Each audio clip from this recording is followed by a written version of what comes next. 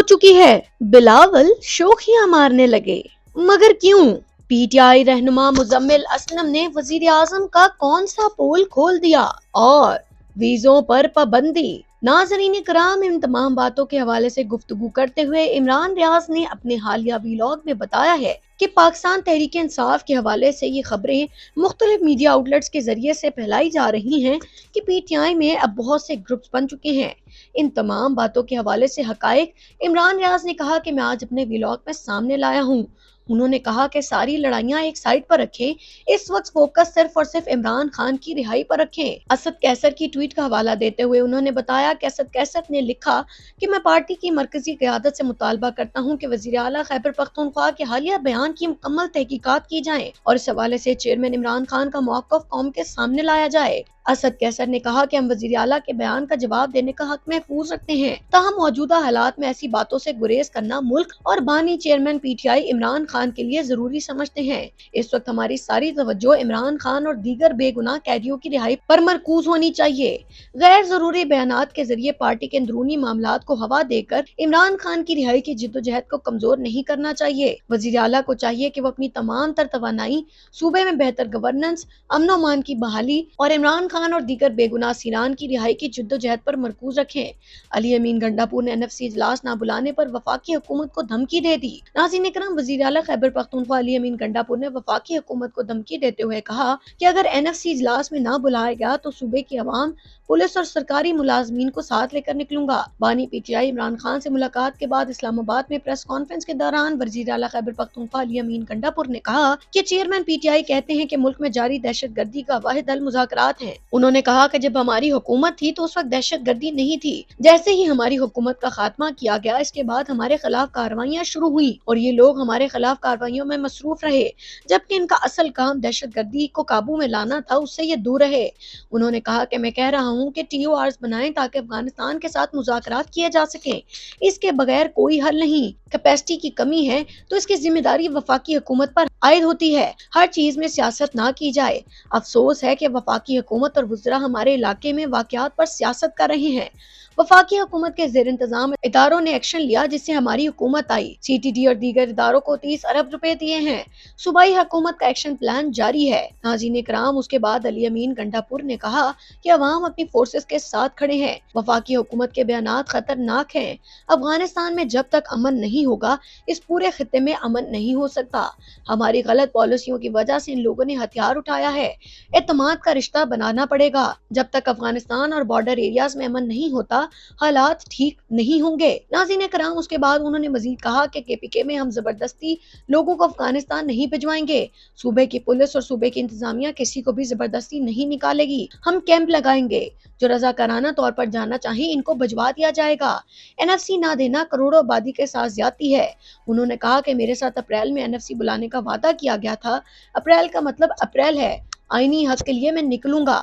انہوں نے مزید کہا کہ میں پورے صوبے پولیس اور سرکاری ملازمین کو لے کر نکلوں گا۔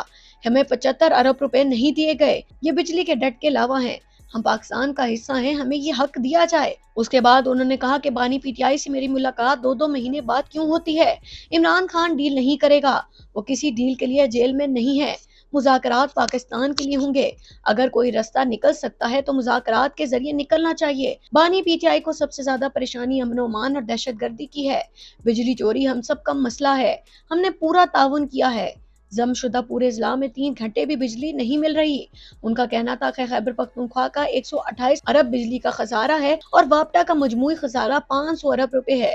اسٹریٹ پاور چھوڑیں، ہماری ساری پاور ہی ہمارے پاس ہے، اگر مولانا صاحب ہمارے ساتھ آنا چاہتے ہیں تو ہم ان کو ویلکم کرتے ہیں۔ بانی PTI نے کہا تھا یہ دھوکہ دیتے ہیں اور میں یہ جنگ لڑ رہا ہوں۔ ناظرین کرام، ان سارے بیانات پر تجزیہ دیتے ہوئے عمران ریاض نے کہا کہ PTI کی اس وقت ساری توجہ صرف اور صرف خیبر پختونخوا میں امن کی بحالی اور عمران خان کی رہائی پر مرکوز ہونی چاہیے۔ آپسی اختلافات کو بلا کر اسد کیسر سمیت تمام PTI خیبر پختونخوا اور وفاقی قیادت کو اس چیز پر اپنی توجہ مرکوز کرنی چاہیے کہ کس طریقے سے کپتان کو رہا کروانے کے لیے کوئی مہم چلائی جا سکتی ہے، یا پھر امن و امان جو پاکستان میں اس وقت ہر گزرتے دن کے ساتھ صورتحال خراب ہوتی چلی جا رہی ہے، خصوصاً خیبر پختونخوا جہاں پر پی ٹی آئی کی حکومت ہے، وہاں پر ایک مرتبہ پھر امن قائم کرنے کے لیے پی ٹی آئی کی تمام قیادت سمیت ملک کی تمام قیادت کو اکٹھے ہونا ہوگا، تبھی جا کر ملک ایک مرتبہ پھر امن کا گہوارہ بن سکے گا۔ عمران ریاض نے کہا کہ جب کپتان کی حکومت تھی تو اس وقت دہشت گردی ختم ہو چکی تھی۔ عمران خان نے افغانستان سمیت تمام ہمسایہ ممالک سے گفتگو کرنے کا آغاز کیا تھا، مگر جیسے ہی عمران خان کی حکومت گئی دہشت گردی ایک مرتبہ پھر سے بڑھتی جا رہی ہے، خصوصاً خیبر پختونخوا میں دہشت گردی کا زور بڑھ رہا ہے۔ وفاقی اور صوبائی حکومت کو چاہیے کہ مل جل کر اس چیز پر فیصلہ کریں تاکہ خیبر پختونخوا میں امن ایک مرتبہ پھر سے واپس آ سکے۔ ناظرین اکرام، اس کے بعد عمران ریاض نے بتایا کہ بلاول بھٹو زرداری نے کہا کہ میں نے پہلی دفعہ اسلامو فوبیا کا مسئلہ اقوام متحدہ میں اٹھایا ہے، پاکستان کو ایف اے ٹی ایف کی لسٹ سے نکلوایا۔ بلاول بھٹو زرداری کے اس دعوے پر عمران ریاض نے کہا کہ بلاول صاحب، آپ ایسی تقریر کا سوچ بھی نہیں سکتے جو عمران خان نے اسلامو فوبیا کا تذکرہ کرتے ہوئے جنرل اسمبلی میں کی۔ آپ سیاسی طور پر بالغ بھی نہیں ہوئے تھے، آپ کی نسلیں بھی ایسی تقریر نہیں کر سکتی جیسے کپتان نے کی، یہ سب عمران خان کا کریڈٹ ہے۔ آج اگر اسلامو فوبیا کا دن عالمی طور پر منایا جاتا ہے تو وہ عمران خان کی وجہ سے ہے، جبکہ دوسری طرف ایف اے ٹی ایف کا معاملہ حماد اظہر کا کریڈٹ ہے۔ حماد اظہر کی محنت کی وجہ سے Pakistan F A T F کی لسٹ سے نکلا، آپ ناجائز کریڈٹ لے رہے ہیں، اس میں آپ کا کوئی بھی کام نہیں۔ اس کے بعد ناظرین اکرام، عمران ریاض نے بتایا کہ امریکی صدر ڈونلڈ ٹرمپ کی جانب سے تجارتی جنگ چھیڑے جانے کے بعد وال اسٹریٹ سمیت دنیا بھر کی مارکیٹ میں شدید مندی دیکھی جا رہی ہے، تاہم وائٹ ہاؤس نے اصرار کیا کہ امریکی معیشت فتح یاب ہوگی۔ ناظرین، عمران ریاض نے کہا کہ امریکہ کی معیشت میں مندی ہونا دراصل دنیا بھر کی معیشت کو افیکٹ کرتا ہے، آنے والے دنوں میں پتہ چل سکے گا کہ پاکستان پر اس کے کیا اثرات ہوں گے۔ مگر ناظرین، اس کے بعد عمران ریاض نے بتایا کہ پی ٹی آئی رہنما مزمل اسلم نے وزیر اعظم کا پول کھولتے ہوئے بتایا کہ 10 روپے پیٹرول کا ریلیف روک کر ان تمام لوگوں کو بجلی سستی کرنے کی نوید سنانے والے وزیر اعظم نے پاکستانیوں کے ساتھ دھوکہ کیا۔ 70% پاکستان لائف کسٹمرز کو بجلی کا کوئی ریلیف نہیں ملا، یعنی ایک مرتبہ پھر غریب عوام کو چونا لگایا گیا ہے۔ ناظرین اکرام، اپنے ویلاگ کے آخر میں عمران ریاض نے کہا کہ پاکستان کے وزیر اعظم کے سب سے زیادہ دورے سعودی عرب کے ہوئے ہیں، جبکہ سعودی عرب نے ورک ویزوں کے علاوہ باقی تمام ویزوں پر فی الفور پابندی عائد کر دی ہے۔ 13 اپریل کے بعد سے جاری ویزے بھی منسوخ تصور ہوں گے۔ ناظرین اکرام، پاکستان میں حکومت کی جانب سے سفارتی محاذ پر مکمل طور پر ناکامی دیکھی گئی ہے۔ مختلف ممالک پاکستان میں پاکستانیوں کے ویزا منسوخ اور بین کر رہے ہیں، مگر ہماری وزارت خارجہ خاموش سوئی پڑی ہے، کسی نے بھی کوئی ایسی ڈپلومیٹک کوشش نہیں کی جس سے یہ تمام مسائل حل ہو سکیں۔ ناظرین، اب تک کے لیے اتنا ہی، دیکھتے رہیے IRK نیوز۔ اللہ حافظ۔